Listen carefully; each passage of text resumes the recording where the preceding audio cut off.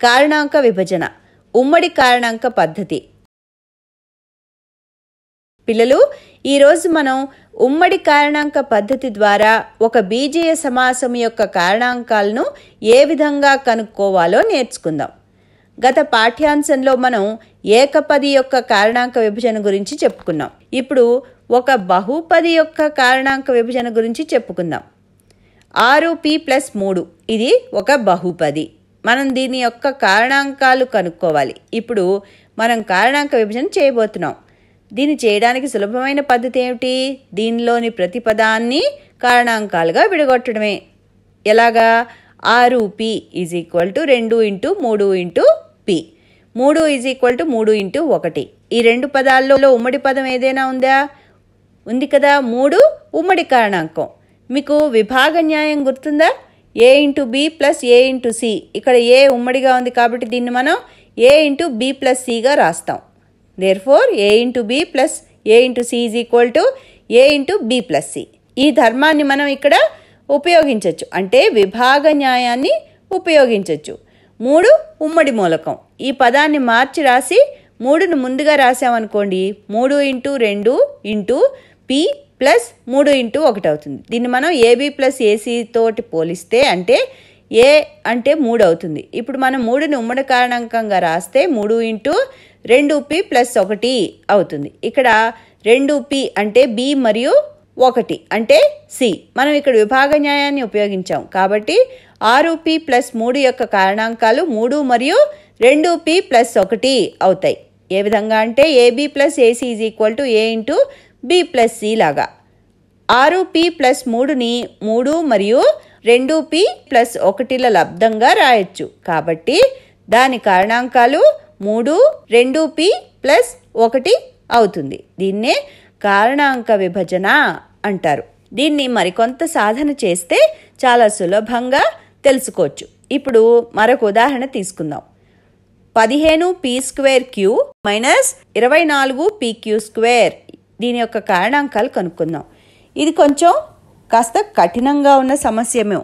ముందుగా ప్రతి పదాన్ని కారణాంకాలుగా విడగొడదాం. 15 అంటే స్థిరాంకం యొక్క కారణాంకాలు 3 × 5. p²q అంటే చరరాశి యొక్క కారణాంకాలు p × q. ఈ కారణాంకాలు మరొక పదం యొక్క కారణాంకాలతో కలిసిపోకుండా ఉండడానికి మొదటి పదం యొక్క కారణాంక విభజనని బ్రాకెట్లో ఉంచుదాం. ఆ తర్వాత మైనస్ గుర్తు ఉంచుదాం. 24 యొక్క కారణాంకాలు ఏంటి? 2 × 2 × 2 × 3 మరియు pq²ని p × q × qగా కారణాంక విభజన చేయొచ్చు. తర్వాత సోపానంలో మనం ఉమ్మడి కారణాంకాలు కనుక్కోవడానికి ప్రయత్నించాలి. ఈ రెండు పదాల కారణాంకాల్లో 3, p మరియు q ఉమ్మడిగా ఉన్నాయి. అంటే రెండు పదాల్లో ఒక p మరియు ఒక q ఉమ్మడిగా ఉన్నాయి. మళ్ళా మనం విభాగ న్యాయం ఉపయోగించాలి. ab - ac. ఇక్కడ రెండు పదాల్లో a ఉమ్మడి మూలకం కాబట్టి మనం దాన్ని a × b - c గా రాయొచ్చు. అంటే ab - ac = a × b - c. ఈ పదాల్లో ఉమ్మడి కారణాంకాలు మొదట వచ్చేటట్టు మార్చి రాయాలి. 3 × p × q × 5 × p minus 3 × p × q × 2 × 2 × 2 × q. ఇక్కడ మనం 3pqని వేరు చేయాలి. బ్రాకెట్ లోపల మొదటి పదం నుంచి 5 × p మైనస్ రెండవ పదం నుంచి 2 × 2 × 2 × q వస్తుంది. b అంటే 5 × p, c అంటే 2 × 2 × 2 × q.